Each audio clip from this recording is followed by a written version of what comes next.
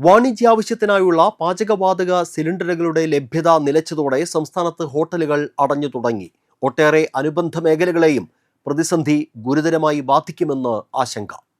രാജ്യത്ത് നിലനിൽക്കുന്ന പാചകവാതക വിതരണ പ്രതിസന്ധി കേരളത്തിലെ ഹോട്ടൽ മേഖലയെയും വലയ്ക്കുന്നുണ്ട്. 99% ഹോട്ടലുകളും നിലവിൽ വിറകടുപ്പിൽ പാചകം ചെയ്യുന്നത് ഉപേക്ഷിച്ചിരുന്നു. ഫുഡ് ആൻഡ് സേഫ്റ്റി ആക്ട് നിലവിൽ വന്നതോടെയാണ് പാചകവാതകത്തെ പൂർണ്ണമായും ആശ്രയിക്കുന്നത്. ജീവനക്കാരുടെ ആരോഗ്യം കൂടി കണക്കിലെടുത്താണ് വിറകടുപ്പിലുള്ള പാചകം വേണ്ടെന്ന് വെക്കുന്നത്. ഇതിനാൽ പാചകവാതക സിലിണ്ടറിന്റെ വിതരണത്തിലുണ്ടാകുന്ന ക്ഷാമം മേഖലയെ വല്ലാതെ ബാധിക്കും. സംസ്ഥാനത്ത് ബുധനാഴ്ച 20% ഹോട്ടലുകൾ അടച്ചെന്നാണ് കണക്ക്. ഇന്നും കൂടുതൽ ഹോട്ടലുകൾ അടച്ചു. നിലവിലെ സ്റ്റോക്ക് തീരുന്നതോടെ വരും ദിവസങ്ങളിൽ കൂടുതൽ പ്രതിസന്ധിയിലേക്കാണ് ഹോട്ടൽ വ്യവസായം നീങ്ങുന്നതെന്ന് all Kerala hotel and restaurant association Nenmanikkara unit president Joseph Kunjamara, treasurer Vinoj Thekkumpuram എന്നിവർ വാർത്താക്കുറിപ്പിൽ അറിയിച്ചു. ഹോട്ടലുകൾ അടച്ചിടേണ്ടി വരുന്ന സാഹചര്യം ഈ മേഖലയെ ആശ്രയിച്ച് ജീവിക്കുന്ന നൂറുകണക്കിന് തൊഴിലാളികളുടെ ജീവിതം പ്രതിസന്ധിയിലാക്കുമെന്നും ഒരു ഹോട്ടൽ പൂട്ടുമ്പോൾ ഒരു കുടുംബമല്ല പട്ടിണിയിലാകുന്നതെന്നും തൊഴിലാളികളെ നിലനിർത്തുന്ന കാര്യത്തിൽ ആശങ്കയുണ്ടെന്നും all Kerala hotel and restaurant association Nenmanikkara unit secretary Santhosh Natturuchi പറഞ്ഞു. പാചകവാതക സിലിണ്ടർ ഒരു 10 ദിവസമായിട്ട് വളരെ പരിമിതമായ അളവിലാണ് ഇപ്പോൾ നമുക്ക് കിട്ടിക്കൊണ്ടിരിക്കുന്നത്. ഇപ്പോൾ ഒരു 2 ദിവസമായിട്ട് 3 ദിവസമായിട്ട് തീരെ പാചകവാതകം കിട്ടുന്നില്ല. പല ഹോട്ടലുകളിലും പാചകവാതകം ഇല്ലാതെ കടകൾ അടച്ച അവസ്ഥകളാണ്. ഇപ്പോൾ നമ്മൾ നെന്മണിക്കര യൂണിറ്റിൻ്റെ കീഴിലുള്ള പല ഹോട്ടലുകളിലും പാചകവാതകം തീരെ നിന്നുപോയി. സപ്ലൈ ഇല്ല. 4-5 ദിവസമായിട്ട് തീരെ സപ്ലൈ ഇല്ല. അപ്പോൾ അതിൻ്റെ പേരിൽ ഒരു ദിവസമോ 2 ദിവസമോ നമുക്ക് പാചകവാതകം സൂക്ഷിക്കാവുന്ന ഒരു സംവിധാനം ഇപ്പോൾ ചെറുകിട ഹോട്ടലിലായാലും വലിയ ഹോട്ടലിലായാലും നമുക്ക് ഉള്ളൂ. അപ്പോൾ 2 ദിവസം ആയിപ്പോൾ പാചകവാതകം മൊത്തം തീർന്ന അവസ്ഥയിലാണ് പല ഹോട്ടലുകളിലും. രൂക്ഷമായി വരുന്ന ഒരു പ്രശ്നം എന്ന് വെച്ച് കഴിഞ്ഞാൽ ഓരോ ഹോട്ടലിലും നമുക്കൊരു മിനിമം 4 ആൾ മുതൽ മേലേക്ക് ഇഷ്ടംപോലെ പണിക്കാരുകളുണ്ട്. 20ഉം 25ഉം 15ഉം ഒക്കെ അങ്ങനെ ആ റേഞ്ചിലുള്ള രീതിയിൽ പണിക്കാരുകളുണ്ട്. തൊഴിലാളികൾ ഹിന്ദി തൊഴിലാളികളായിട്ടും നമ്മുടെ നാട്ടിലുള്ളവരായിട്ടും ഉണ്ട്. ഇവരുടെ എല്ലാം പ്രശ്നം എന്ന് വെച്ച് കഴിഞ്ഞാൽ ഹോട്ടൽ പൂട്ടി കഴിഞ്ഞാൽ ഇവരുടെ ഉപജീവന മാർഗം തീരെ ഇല്ലാതാവും.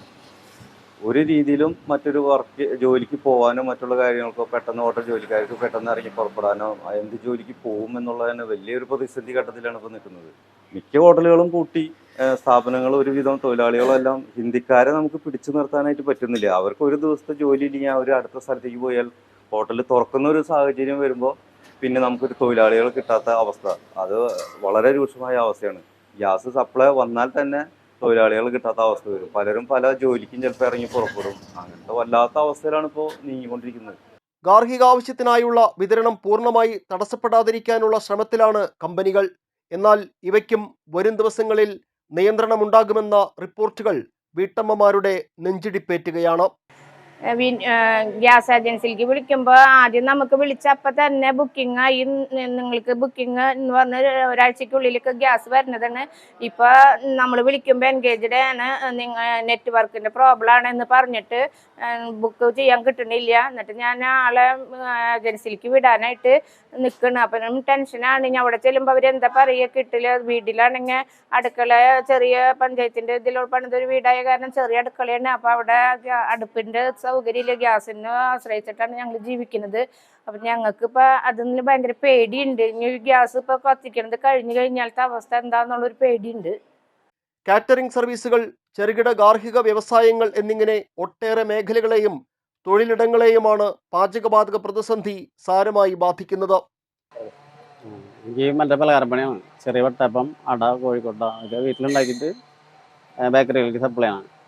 ഗ്യാസ് കിട്ടാണ്ടായപ്പോൾ ഭയങ്കര ബുദ്ധിമുട്ട് തന്നെയാണ്. പക്ഷേ വലിയ കുറ്റിയാണ് നമ്മൾ ഉപയോഗിക്കുന്നത്.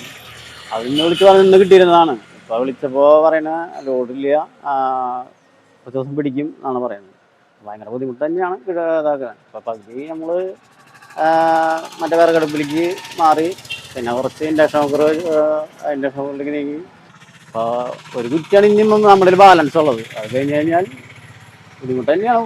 ഭയങ്കര പ്രശ്നം തന്നെയാണ്. പ്രശ്നത്തിലേക്ക് തന്നെയാണ് പോക്ക്. പശ്ചിമേഷ്യൻ സംഘർഷത്തെ തുടർന്നുള്ള പാചകവാതക സിലിണ്ടർ നിയന്ത്രണം അങ്ങനെ കേരളത്തിന്റെ സാമൂഹിക ജീവിതത്തെയും ബാധിച്ചു തുടങ്ങിയിരിക്കുന്നു. നിലവിലെ സ്ഥിതിക്ക് മാറ്റം ഉണ്ടാകുമോ എന്നതിൽ യാതൊരു ഉറപ്പുമില്ലാത്തതാണ് വലിയ ആശങ്കയായി അവശേഷിക്കുന്നത്.